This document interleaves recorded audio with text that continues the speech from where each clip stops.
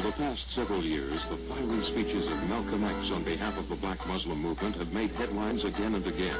But Malcolm X startled the whole world last October when from Mecca itself he renounced black racism and denounced his former leader, Elijah Muhammad, as a religious faker.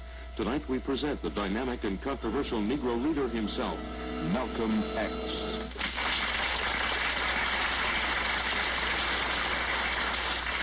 Another hidden challenger panel, and this time you're going after an international story. Gordon, may we start with you this time, please? 3 minutes. The story happened on a continent beginning and ending with the letter A.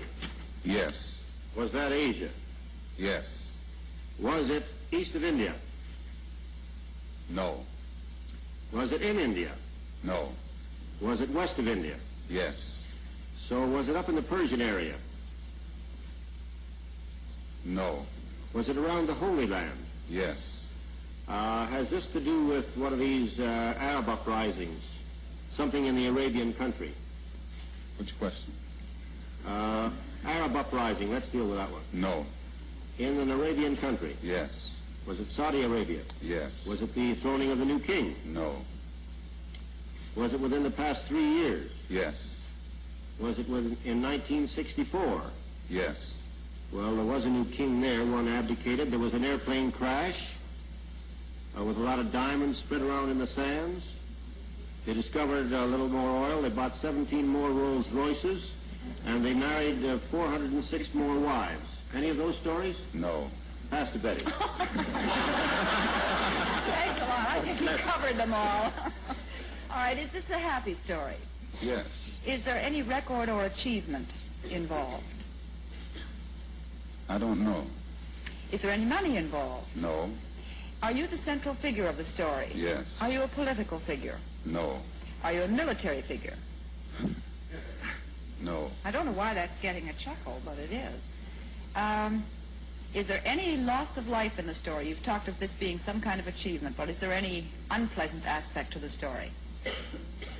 Partly. Partly. Pass to you, Charles. Well, were there any violence involved? Partly. Partly. Were you involved in the violence? No. Was it of a military nature? No. Was it a raid of some kind? No. Did you get kidnapped or taken away in some, abducted in some way? No. Had it to do with a sports event? Did you involve yourself? Nothing like that. Well, you're giving us trouble here. Was there some exploration involved? Somewhat. Exploration? Partly. Were you looking for oil, say? No. You were not, but this got a chuckle also. Did you fall heir to a lot of money? No. Did you take some money off somebody else through some legal proceeding? No. Is this an archaeological story? No. Is there any political aspect to it? Partly. There's partly a political aspect. Is a discovery of some sort involved? Yes. Is a crime of some sort involved? Partly. Partly a crime, partly a discovery. Saudi Arabia.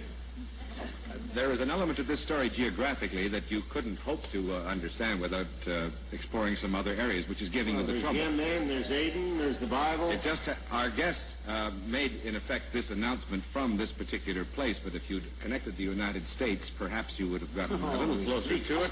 But you will understand when you see our guest, Mr. Malcolm X, and the story is Malcolm Rejects Racist Doctrine in Mecca.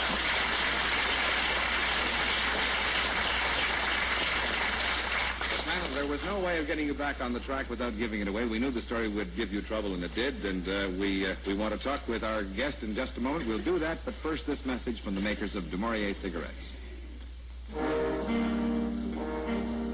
In sharp contrast to the goal of integration sought by such civil rights leaders as Dr. Martin Luther King, has been the goal of black nationalism espoused by the black Muslim movement in America.